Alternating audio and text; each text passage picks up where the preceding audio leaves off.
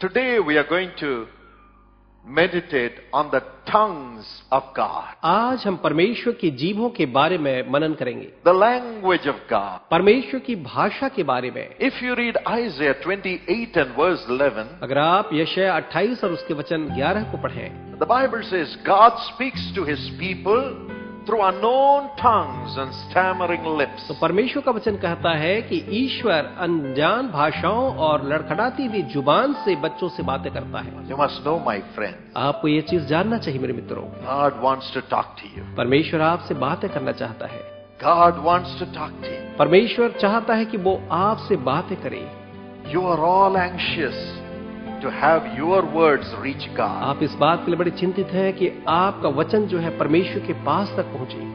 God is more anxious for his words to come and reach out. लेकिन परमेश्वर इससे ज्यादा चिंता कर रहा है कि उसका वचन जो है वो हमारे पास पहुंचे।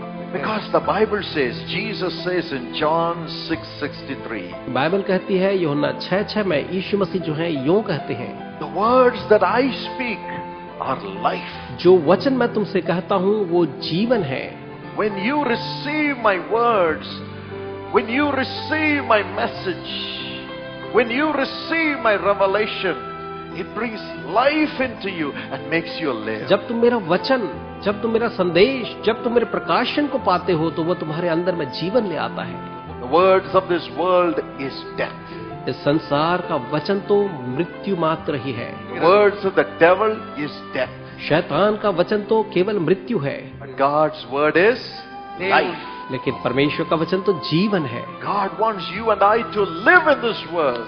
परमेश्वर चाहता है आप और मैं इस संसार में जीवित रहें। How shall we live? हम कैसे जिएंगे? By hearing the words of God. परमेश्वर के वचनों को सुनने के द्वारा। It gives life.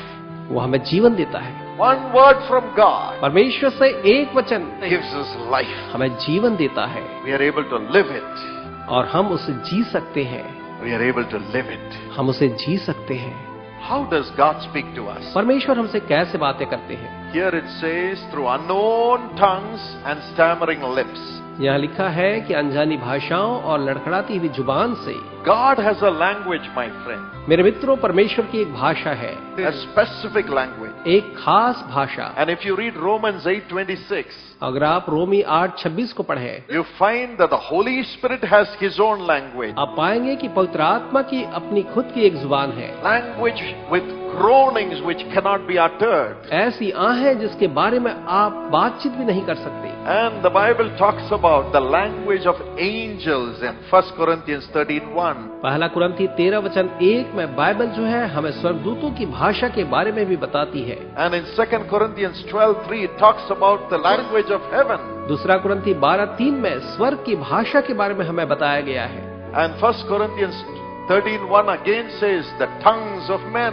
पहला कुरिन्थी 13:1 जो है फिर से मनुष्यों की भाषा के बारे में बताता है। There are different languages. तो अलग अलग प्रकार की ऐसी भाषाएं हैं। And the tongues of the devil.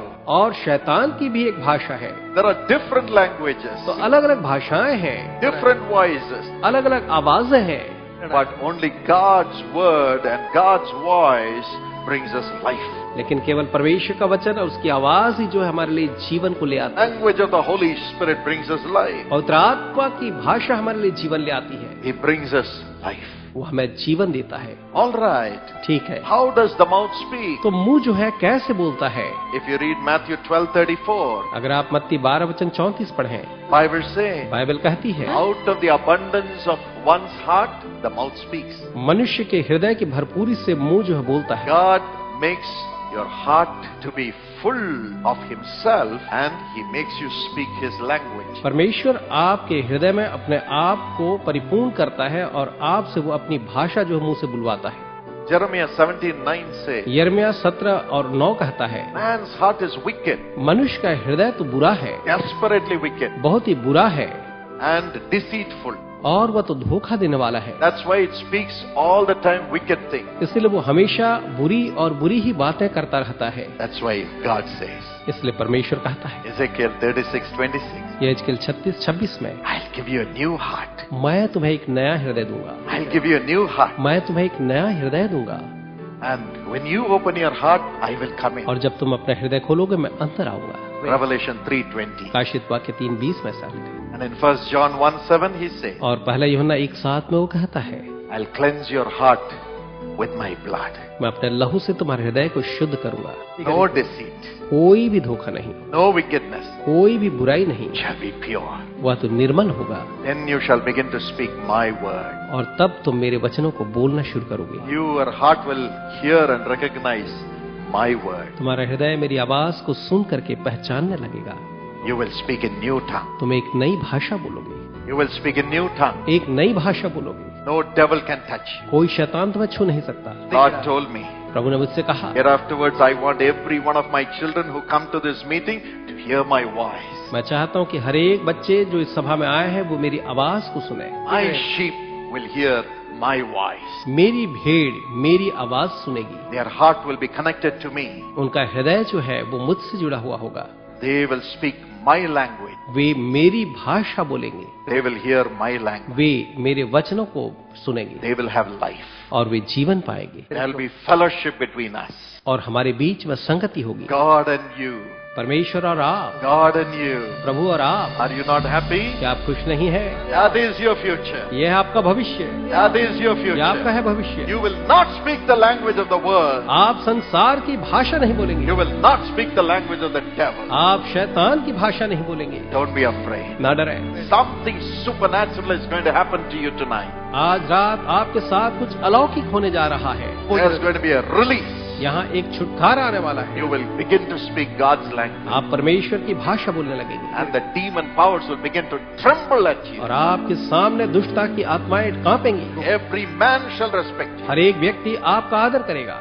Secondly, और दूसरी बात, tongues of healing. चंगाई देने वाली भाषा, Tongues of healing. चंगाई की भाषा। God gives us tongues to receive healing and to keep that healing. परमेश्वर हमें भाषा देता है कि हम चंगाई दें और वो चंगाई बनी रहे। Luke chapter 8 and verse 47. लूका 8 और उसका वचन 47। A woman with a issue of blood for 12 years. वह स्त्री जिसे 12 वर्ष से लहू बहने का रोग था, She touched the hem of the garment of Jesus उसने यीशु के अंगरखे या बागी के छोर को छुआ and her disease was healed. The issue of blood stopped. और उसका रोग जो था ठीक हो गया और लहू बहना रुक गया। But Jesus did not stop with that. लेकिन यीशु उसके द्वारा नहीं रुके। He said, somebody touched me. उसने कहा किसी ने मुझे छुआ है, Somebody touched me. किसी ने मुझे छुआ है। Let that person come out. वो व्यक्ति जो है सामने आ जाए, Let that person come out. वो व्यक्ति जो है सामने आए। Yes, she touched me. हाँ, किसी ने मुझे छुआ है Got a miracle. और चमत्कार पाया। That's not enough. इतना पर्याप्त नहीं, She has to come out. उसे बाहर निकलना होगा। And that lady came out. और वो महिला बाहर निकली, Came out of the crowd. भीड़ में से वो बाहर आई And she narrated about her healing to everybody before Jesus. और यीशु के सामने उसने अपने चंगाई की गाथा सबको कह सुनाई She narrated her healing to Jesus before everybody. और सबके सामने उसने अपनी चंगाई की कहानी जो है यीशु को कह सुनाई। Then in verse 48 Jesus said, तब वचन 48 में यीशु ने ये कहा, Daughter, बेटी be of good cheer. खुश हो, Your faith has made you whole. तेरे विश्वास ने तुझे चंगा कर दिया है। Complete healing has now come. अब पूरी चंगाई तुझ में आ गई है। Complete healing has now come. अब पूरी की पूरी चंगाई आ गई है। Until she testified, Jesus did not allow her to go. जब तक उसने गवाही नहीं दी, यीशु ने उसको वहां से जाने नहीं दिया। Jesus wanted her to speak the word of testimony. यीशु चाहते थे कि वह स्त्री गवाही के वचन उच्चारे, Because only when she speaks the word of testimony, it binds the devil so that the devil will not put the sickness back again on her body. क्योंकि गवाही देने के बाद में ही जो है वह जो बीमारी लाने वाली दुष्ट आत्मा है उसे बांधा जाता है कि वो फिर से वह रोग न ले आए।